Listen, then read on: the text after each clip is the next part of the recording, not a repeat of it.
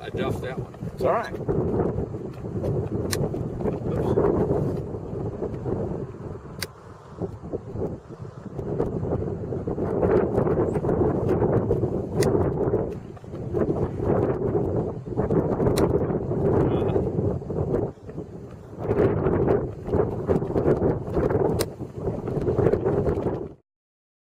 During this portion of the video, the wind noise was too loud, so I just went ahead and cut the volume.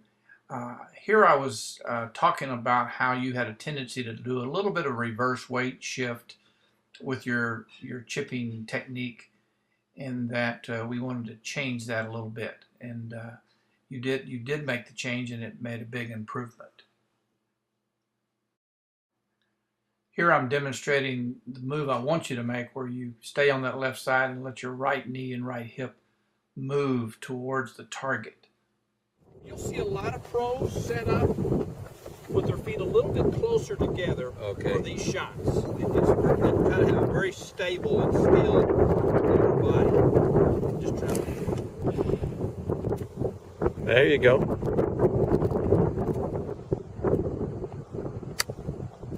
Okay. Stay on that left. Go on a hole. Go on a hole. Well, that was really executed well. That was really good. That felt good. You're keeping your low point in front of the golf ball. When you do that little reverse weight shift, it swings it back, and you'll blade them or hit behind it.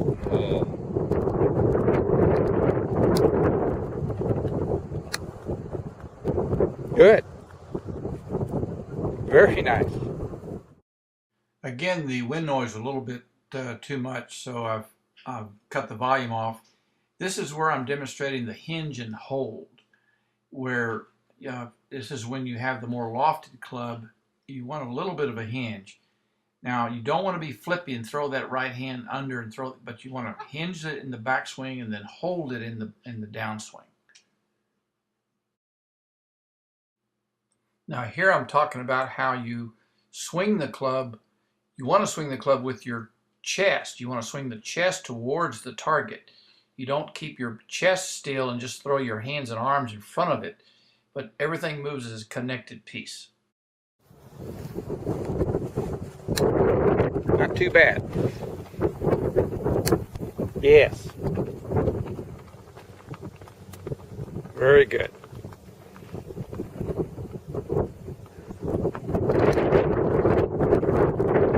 Very nice.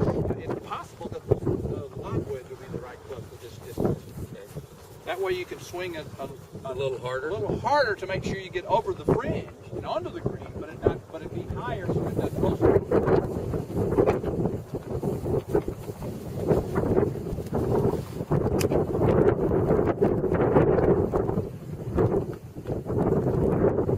I think that's evidence of maybe that's true. You said really good. That felt good. You're going to have trouble improving on that one. That was excellent. That's where the attention to contact. You've got to make sure that you set up your circle. Your golf circle has to be set up with the low point exactly where you want it, and just don't let that circle move on you. Just keep it stable. And so you want to anchor that circle down on your left leg. Don't let your center of your circle move. If you look at the shadow of my head right there, it's not going anywhere. Oh. Keep it right there. Stay on that left foot.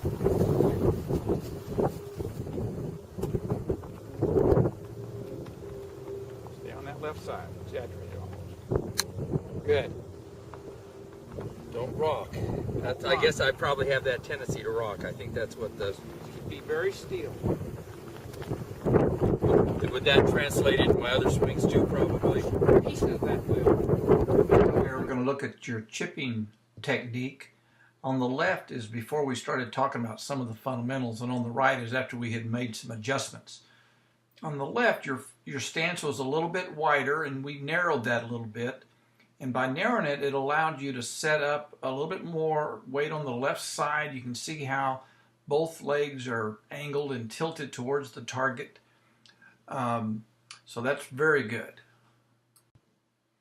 I've drawn a red rectangle outlining the outside of your hips on both the left and right picture, and I put a circle around your right knee.